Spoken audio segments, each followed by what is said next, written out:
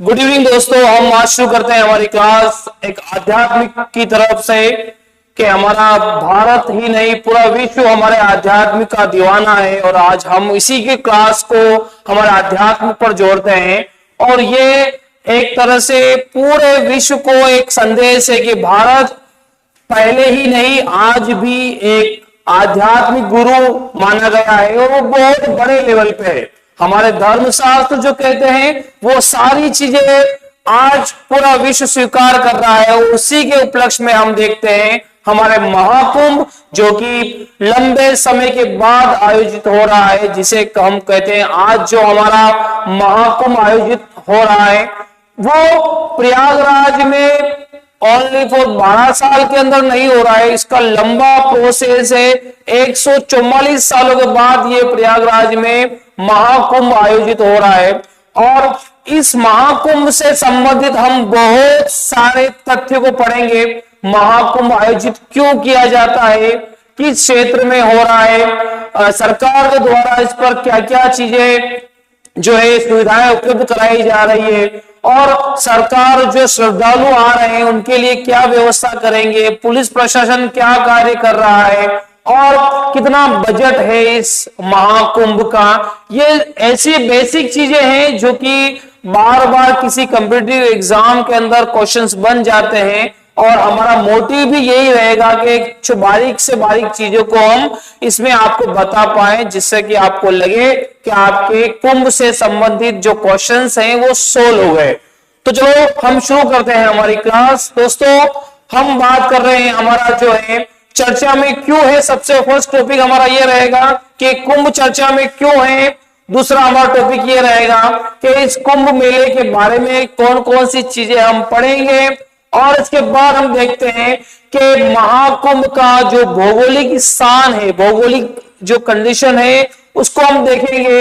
इसके बाद हम देखते हैं इसका ऐतिहासिक विकास कैसे हुआ महाकुंभ का और इसी के बाद हम देखते हैं कि इसका आर्थिक महत्व क्या है इस महाकुंभ का और उसका निष्कर्ष क्या है। तो शुरू करते हैं हम हमारी क्लास दोस्तों। और इस क्लास में हम सबसे पहला हमारा टॉपिक है कि जो हमारा कुंभ है, इस कुंभ के बारे में कि सबसे पहला चर्चा में क्यों है ये महाकुंभ। तो हम देखते हैं कि देखो ग्रह और तारों के दुर्लभ खगोलीय जो कंडीशन होती है उस कंडीशंस के अकॉर्डिंग ही 144 वर्षों के बाद यूपी के प्रयागराज में महाकुंभ मेला आयोजित किया जा रहा है। अब ये आयोजन कब हो रहा है? 13 जनवरी से 26 फरवरी। ऐसे इन दिनों के अंदर ऐसे 6 स्नान होंगे जो कि बहुत महत्वपूर्ण है और इन्हीं महत्वपूर्ण स्नानों को हम देखेंगे भी।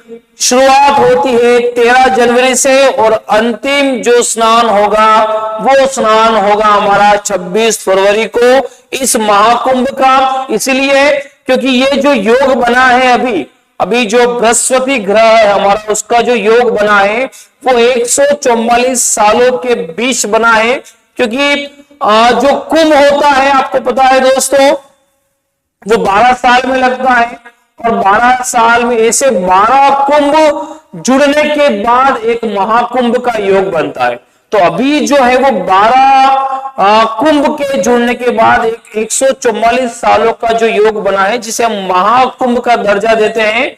और कुंभ के मेले के बारे में हम जानकारी लेते हैं कि हिंदुओं के धार्मिक जितने भी तीर्थ हैं जो बहुत महत्वपूर्ण अपनी जो है कंडीशंस को बताते हैं। अब जितने भी धार्मिक स्थल है वो 12 वर्षों के आपको पता है 12 वर्षों के दौरान 4 बार अलग अलग एरियाज के अंदर जो है कुंभ का आयोजन किया जाता है। और ये कुंभ कहां कहां होता है? प्रयागराज में, हरिद्वार में, उज्जैन में और नासिक में। ऐसे 4 स्थल माने गए हैं। आपको पता है दोस्तों कि जहां पर अमृत की बूंदें गिरी थी, समुद्र मंथन के दौरान जब देवताओं के पास अमृत कलश था तब वहां पर उन अमृत कलश से अमृत की बूंदें जहां पर गिरी वो एक स्थान जो है अमृत के समान ही माना गया है। इसीलिए ये स्थान कौन कौन से हैं? ये स्थान हरिद्वार है, उज्जैन है, नासिक है और प्रयागराज है। तो यहां पर अगर इन 12 सालों के कुंभ में अगर कोई व्यक्ति डुबकी लगाता है, नहाता है, तो अमृत के समान उसको फल मिलेगा। ये एक बहुत महत्वपूर्ण जानकारी है कि अमृत के समान। अब अमृत होता क्या है? अमृत मीन्स ये नहीं कि बस मरने और जीने से आजाद। अमृत मीन्स हमें जितने भी हमारा जो मनोबल बढ़ता है, हम स्वस्थ रहे, इन सारी चीजों को जोड़कर अमृत के बारे में हम चर्चा करते हैं। अब देखो कुंभ के प्रकार कितने हैं दोस्तों। तो सबसे पहले हम बात करें कि हमारे यहां पर भारत में कुंभ कौन कौन से प्रकार से आयोजित किए जा रहे हैं। तो सबसे पहला हम बात करें कि हमारे यहां पर एक तो 4 वर्षों के अंदर जो कुंभ आयोजित किया जाता है, एक जो आयोजित किया जाता है नॉर्मल 12 वर्षों में, एक अर्ध कुंभ होता है जो हमारे 6 वर्षों में, और एक महाकुंभ होता है जो कि 144 वर्षों में। तो अभी जो प्रयागराज के अंदर जिसको हम बोलते हैं वो कौन से प्रकार का कुंभ है? तो वो है हमारा महाकुंभ जो 144 सालों में आता है। 2017 में भी एक कुंभ आयोजित किया गया था, और जो 2017 का जो कुंभ मेला आयोजित किया गया था उसको यूनेस्को ने अमूर्त सांस्कृतिक विरासत के रूप में मान्यता दी है कि भारत की संस्कृति कहां बसती है। तो इस कुंभ मेले के अंदर इस 2017 के जो कुंभ है उसमें भारत की जो है संस्कृति निवास करती है, ये यूनेस्को ने बता दिया। हमारी नेक्स्ट जो टॉपिक था हमारा उसको बात कर रहे हैं कि भौगोलिक जो अलग अलग कंडीशन है कुंभ की।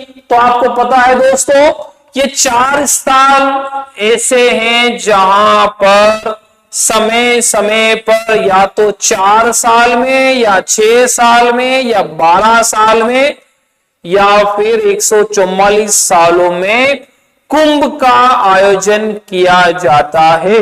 और ये कौन कौन से स्थल है? सबसे पहले बात करें हम हरिद्वार की। किस नदी के किनारे? गंगा नदी के किनारे। दूसरा स्थल हमारा है उज्जैन जो कि मध्य प्रदेश में है। किस नदी किनारे? शिप्रा नदी किनारे। और तीसरा स्थल नासिक जो है गोदावरी नदी किनारे। और उसके अलावा प्रयागराज जो है यूपी में वो गंगा यमुना और सरस्वती नदी के संगम स्थल पर। दोस्तों कुछ याद आ रहा है? अभी आप कुछ ये फोटो है देखिए आप अलग अलग। अभी जो हमारे यहां पर कंडीशन है वो ये वाली कंडीशन है। भारत के अंदर प्रयागराज की जो कंडीशन है वो ये कंडीशन है दोस्तों, जिसमें हम देखते हैं ये वाली कंडीशन भारत के अंदर ये कंडीशन है। अब आप एक सिंपल सी बात बताऊं मैं आपको कि जितने भी ज्यादा जैसे चाहे हरिद्वार है, चाहे इसके अलावा जो है हमारे उज्जैन के अंदर शिप्रा नदी है, नासिक में है गोदावरी नदी, तो ये सभी 2 नदियां या फिर उन नदियों के संगम स्थल, जैसे आप देखोगे ना 2 नदियों के संगम स्थल को हम बोलते हैं। जैसे 2 नदियां जो मिलती है वहां पर कुछ ना कुछ अलग से अलग अलग प्रकार के एक जो तपस्या के लिए स्थल बन जाते हैं। लेकिन जहां पर 3 नदियां मिलती हैं वहां उन सब में सबसे ज्यादा एक सकारात्मक ऊर्जा निकलती है। और कहा जाता है कि जितने भी महान ऋषि हुए हैं जिन्होंने बड़े कठोर तपस्या करी है वो सभी उन 3 नदियों के त्रिवेणी संगम पर ही जाकर तपस्या करते थे। और एक तरह से जो हमारी सांस्कृतिक या फिर आध्यात्मिक क्षमता को बताते थे। तो हम देखते हैं जैसे ही अलग अलग हमने फोटो देखे हैं, आगे हम देखते हैं दोस्तों कि ये हमारे लिए ऐतिहासिक विरासत का क्या महत्व है।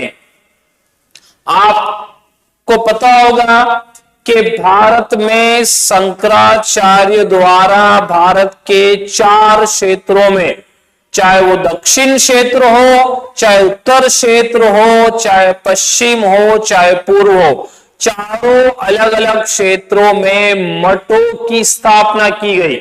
और ये मठ जो है भारत की संस्कृति और भारत की आध्यात्मिक विरासत को सजोए हुए हैं। और आज भी इनके अकॉर्डिंग, इनके अनुसार ही भारत का जो है जो आध्यात्मिक विकास और सांस्कृतिक विकास हुआ है वो शंकराचार्य के अनुसार ही हुआ है। तो दोस्तों हम बात करें कि जितना भी भारत में जो विकास हुआ है शंकराचार्य द्वारा, अब क्या है, शंकराचार्य द्वारा रचित महाकुंभ मेला, पहली बार उन्होंने महाकुंभ की बात की जाए तो उनके द्वारा आयोजित किया गया है और पुराणों से उत्पन्न हुआ, जिसमें हम देखते हैं भी अभी बात करी थी कि पुराणों में जो है अमृत मंथन की बात हुई थी, अमृत कलश निकलने की बात हुई थी, है ना।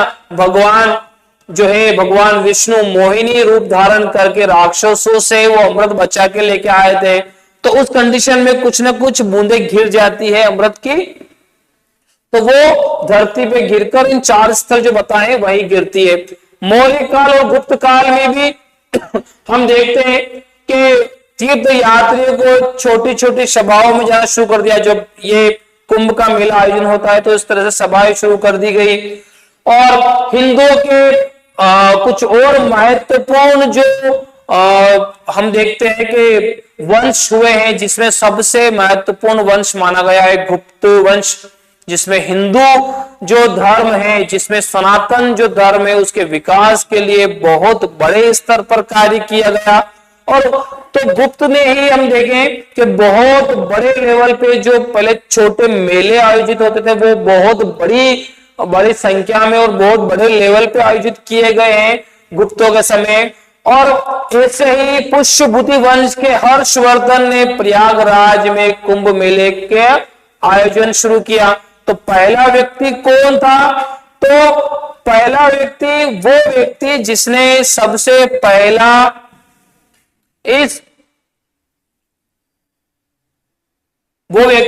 जिसने पहली बार इस कुंभ के मेले का आयोजन किया, शुरू किया, वो कौन था? हर्षवर्धन।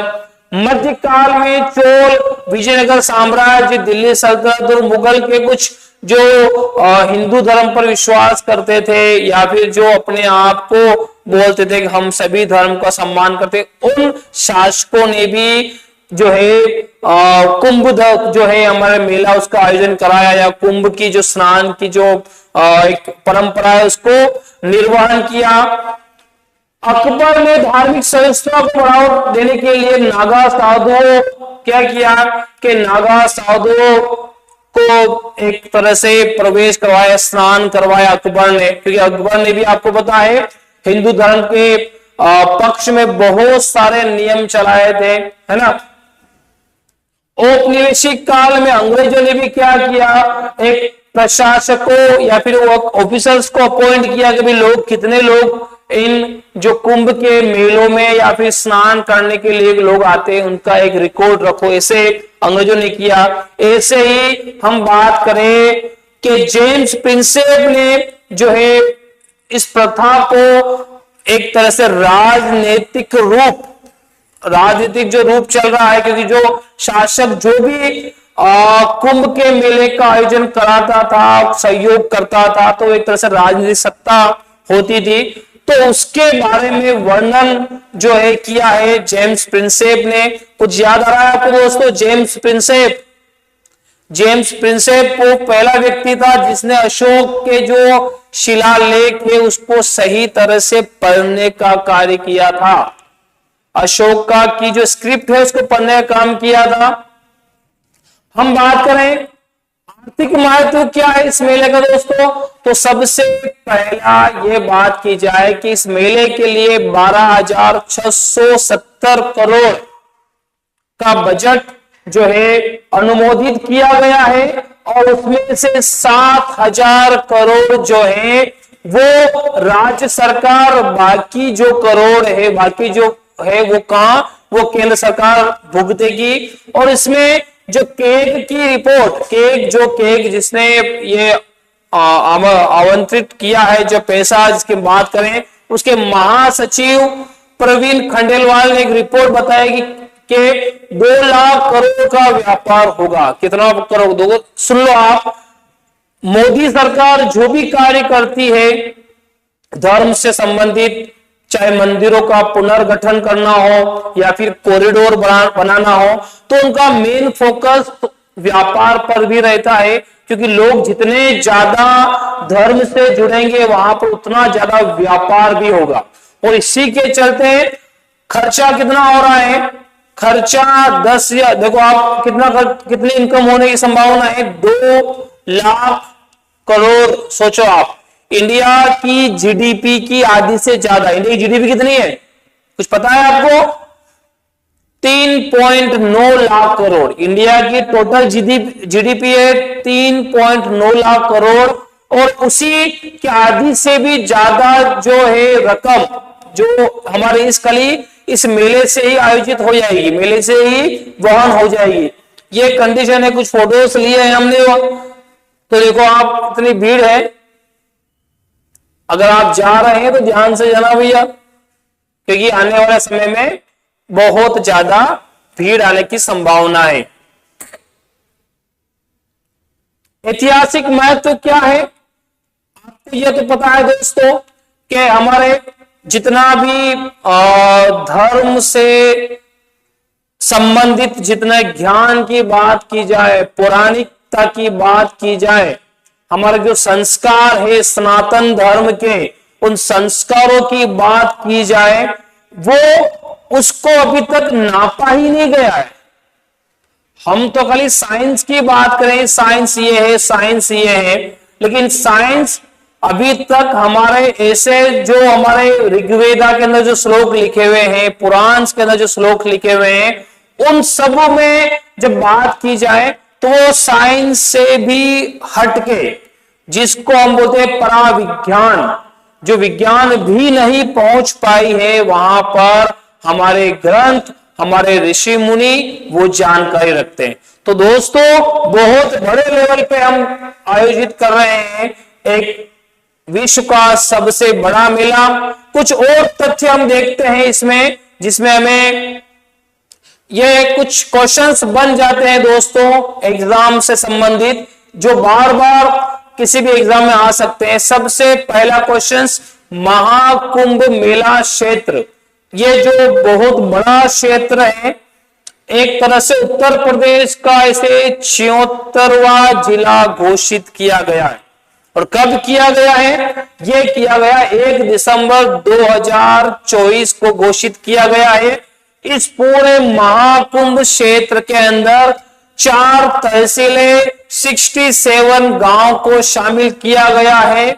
और इस जिले बनाने का मुख्य उद्देश्य भी यही है कि वहां पर जो प्रबंधन है, प्रशासनिक सेवाएं हैं, या फिर वहां पर जो श्रद्धालु आ रहे हैं, उनको कठिनाई का सामना नहीं करना पड़े।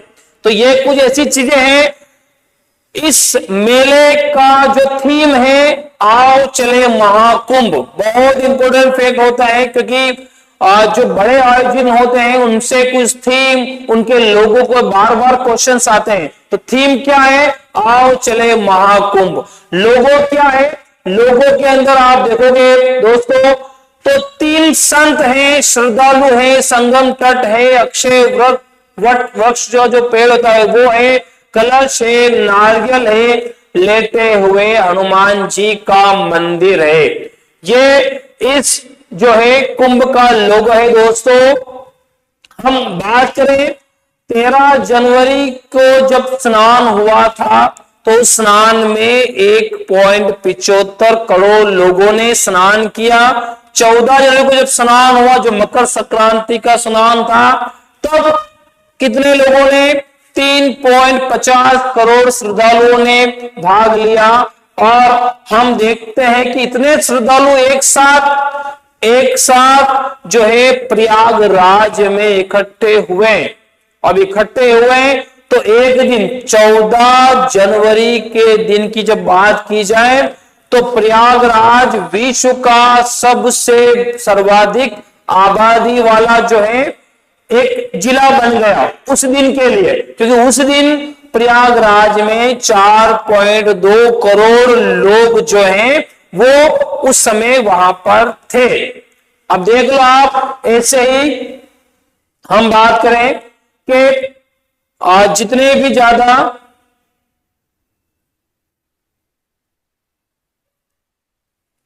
तो ये बात की जाए दोस्तों, तो इसके अलावा वहां पर एक सेंट्रल गवर्नमेंट की तरफ से एक नेविगेशन के लिए या फिर सेंट्रल गवर्नमेंट की तरफ से वहां पर एक चैट स्टार्ट किया गया है कि वहां पर एक ऐप स्टार्ट किया गया जो कि 11 भाषाओं में है, जहां पर जो श्रद्धालुओं के जो नेविगेशन, उनको ठहरने की सुविधाएं, उनको पार्किंग सुविधाएं वो उपलब्ध हो सके। तो वहां पर एक बहुत बड़े लेवल का आयोजन किया जा रहा है। तो वो प्रशासनिक कार्यों के साथ साथ अन्य जो कि जब हम बात कर रहे हैं नई जो अत्याधुनिक सुविधाएं भी जो है श्रद्धालु को मुहैया कराएं, उसके लिए वहां पर एक एप्स लॉन्च किया गया है दोस्तों। और वो एप्स जो है मोदी सरकार के द्वारा, जिसको हम बोलते हैं चैट बोर्ड एक नाम का एक ऐप जो है वो शुरू किया गया है।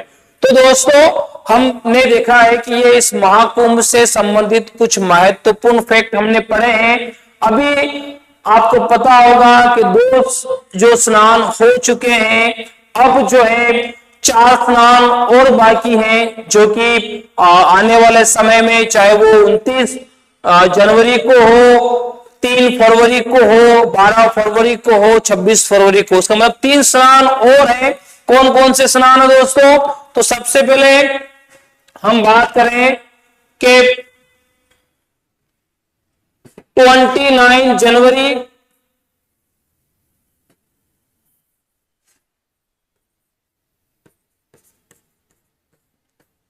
तीन फरवरी, 12 फरवरी और 26 फरवरी। ये अभी तक 4 स्नान और बाकी हैं। पहले आपको पता हो अकबर ने इसको शाही स्नान नाम से इसको एक नाम दिया, लेकिन अब इसे कहा गया अमृत स्नान नाम दिया गया। अभी कुछ समय पहले योगी सरकार ने जो अकबर के द्वारा नाम रखा गया था इलाहाबाद, मतलब अल्लाह का शहर, उसको ही योगी सरकार ने नाम बदलकर प्रयागराज रख दिया है। प्रयाग का मतलब होता है 2 नदियों का संगम, प्रयागराज मतलब 3 नदियों का संगम, और इसी का हम देखते हैं। तो एक तरह से बहुत बड़ा आयोजन किया जा रहा है। हम आशा करते हैं आप भी जाके घूम के आए और इन शाही स्नान को नहीं कर हम अमृत स्नान में, आप अमृत का जो उस समय वर्षा हो रही होगी उसमें आप अपने आप को उसमें एक डुबकी लगाएं और अपने आप को संतुष्ट करें। भारत की संस्कृति, भारत के जो पौराणिक अध्यात्म है, उसको एक तरह से महसूस करें कि क्या कितना गहरा अध्यात्म है। तो दोस्तों आशा करता हूं कि आपको ये क्लास के जो महाकुंभ से संबंधित जो फैक्ट बताए हैं वो आपको समझ में आए होंगे। और ऐसे ही हम जो करंट जो विषय हैं, सब्जेक्ट हैं, उनसे हम नए नए वीडियो लाते रहेंगे। आप हमें फॉलो करें, सब्सक्राइब करें और कमेंट करें, और आप भी हमें मोटिवेट करें कि आपको किस तरह के वीडियो पसंद हैं, जिससे कि हम उस पर वीडियो बना सके। थैंक यू दोस्तों।